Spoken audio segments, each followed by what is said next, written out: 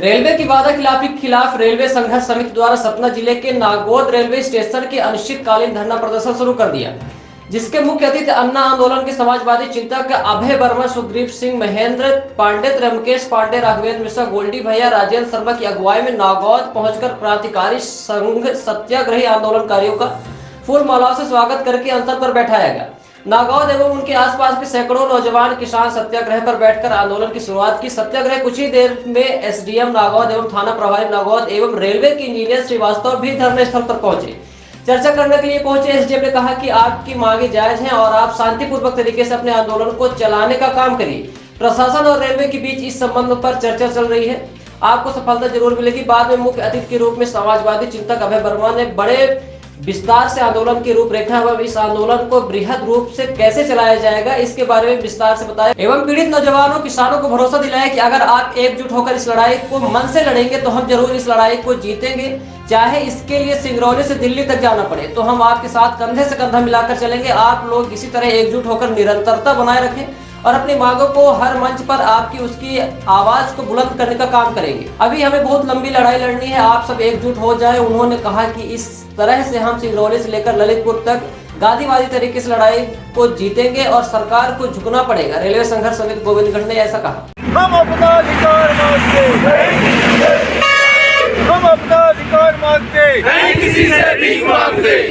किसान इकाई जिंदाबाद जिंदाबाद, किसान इकाई जिंदाबाद जिंदाबाद। हम अपना अधिकार मांगते, नहीं किसी से भीख मांगते। हम अपना अधिकार मांगते, नहीं किसी से भीख मांगते। रेल प्रशासन होश में आओ, होश में आओ, होश में आओ। रेल प्रशासन होश में आओ, होश में आओ, होश में आओ। रेल प्रशासन होश में आओ, होश में आओ, होश में आओ। जोर जुल्म के टक्कर में संघर्ष हमारा नारा है, जोर जुल्म के टक्कर में संघर्ष हमारा नारा है। जोर जुल्म के टक्कर में चूर चूर हो जाएगा जो हमसे टकराए। अभय जी, आप यहाँ पे आए हुए हैं कि जैसा कि धरना आपका ऑलरेडी मड़वा बासा में चल रहा है ना, आप लोगों का जो ललितपुर रेल लाइन परियोजना में ज़मीन अधिग्रहित हुई थी तो उसके विरोध में, रेलवे के विरोध में आपका धरना वहाँ पे चल रहा है। आज आप यहाँ नागौद पे आए हुए हैं, तो नागौद आने का उद्देश्य क्या है आपका? मैं आपके इस चैनल के माध्यम से एक बात स्पष्ट कर देना चाहता हूँ कि हम जो भी बासा से लोग आए हैं, बासा हमारे इस सत्याग्रह का मुख्यालय है।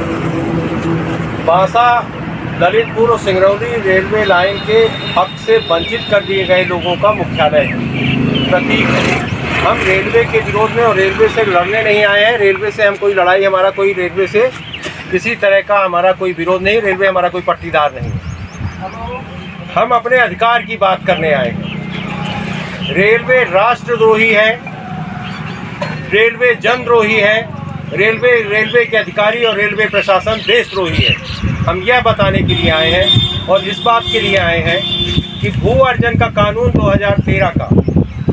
2013 में भू अर्जन का नया कानून बनाने की ज़रूरत भारत सरकार को इसलिए पड़ी कि 1894 में का बना हुआ एक अंग्रेज़ों के द्वारा बनाया, गुलाम भारत के अंग्रेज शासकों के द्वारा बनाया गया कानून, जिसके पूर्व 1894 का लागू था, जिसमें हड़पो नीति थी।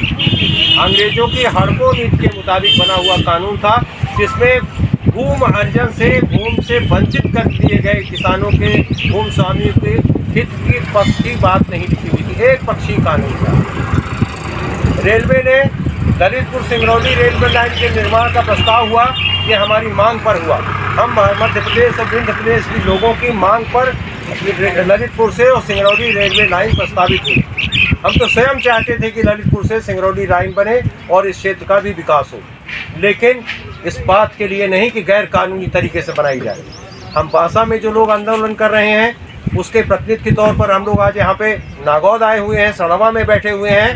हम सारे लोग देश के साथ हैं, हम भारत के लोग हैं। रेलवे ने 2013 के भू अर्जन कानून के तहत आवेदन दिया भू अर्जन करने के लिए। जिले के कलेक्टरों, जो भू अर्जन अधिकारी होते हैं, भू अर्जन कानून के तहत कलेक्टर महोदय के समक्ष, प्रत्येक जिले के कलेक्टर के महोदय के समक्ष रेलवे आवेदक था। रेलवे ने आवेदन पत्र दिया, भू अर्जन का भूमियों का अधिग्रहण हुआ। भू अर्जन का कानून 2013 का पुनर्वास भूअर्जन के पश्चात भूअर्जन से प्रभावित लोगों के पुनर्वास पुनर्व्यवस्थापन की अधिकारिता की बात करता है, पारदर्शिता के साथ बात करता है और हमको जीविका के लिए काम देने की भी बात करता है, वैकल्पिक व्यवस्था बनाने की भी बात करता है।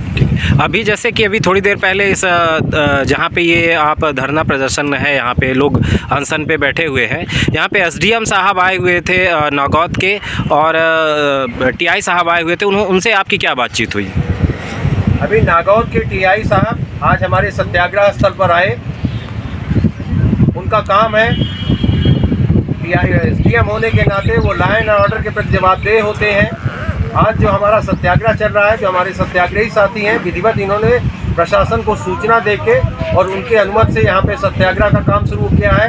हमारा सत्याग्रह तब तक चलेगा जब तक हमारे हक को, हमारे अधिकारों की पूर्ति भारत सरकार नहीं कर देती। एसडीएम साहब से हमारी बात हुई, हम एसडीएम साहब को हमने बताया, उनका प्रयोजन यह जानने का था कि आज हमने सत्याग्रह क्यों किया है। हमने बताया कि पिछले 3 मार्च को रीवा कमिश्नर के समक्ष, रीवा कमिश्नर महोदय की अध्यक्षता में रीवा संभाग के 4 जिलों के कलेक्टर और रेलवे बोर्ड के अधिकारियों की उपस्थिति में रेलवे बोर्ड ने तय कर दिया, एक निर्णय हुआ जिसमें रेलवे बोर्ड ने हमको नौकरी देने से, रेलवे के प्रभावितों को जीविकोपार्जन का साधन देने से, रोजी रोटी देने से और काम देने से साफ इनकार कर दिया।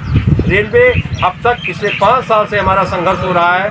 2018, 17, 19 में हमारी भूमियों का अधिग्रहण हुआ है, तब से लोग रेलवे भ्रमित कर रहा है। रेलवे अपने बोर्ड की चिट्ठी बताता है, भूमियों का अर्जन हमारा भूअर्जन अधिनियम 2013 के मुताबिक हुआ है। रेलवे भूअर्जन अधिनियम 2013 की बात करना बंद कर चुका है।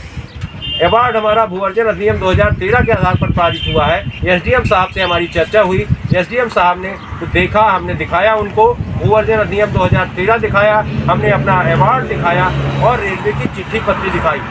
एसडीएम साहब ने कहा कि आपकी बात मांग जायज़ है, हम इसको पूरा नहीं कर सकते, रेलवे प्रशासन पूरा नहीं कर सकता और उचित फोरम तक, शासन तक आपकी बात पहुंचाई जा रही है, हम पहुंचाने का काम करेंगे। उन्होंने हमारा प्रयोजन पूछा, हमने अपना आज के धरने का, अपने सत्याग्रह का प्रयोजन बताया कि हम अपनी भूख के लिए आए हैं, रेलवे के फर्जी वाड़े को मिटाने के लिए आए हैं। रेलवे अभी जैसे कि यहाँ पे धरना शुरू हुआ है, मड़वा पे और 2-3 जगह और भी धरना शुरू हो चुका है, तो क्या आगे भी, इसके आगे भी आपका कोई प्लान है कि आगे भी धरना इस तरह के होते रहेंगे, सत्याग्रह होते रहेंगे क्या?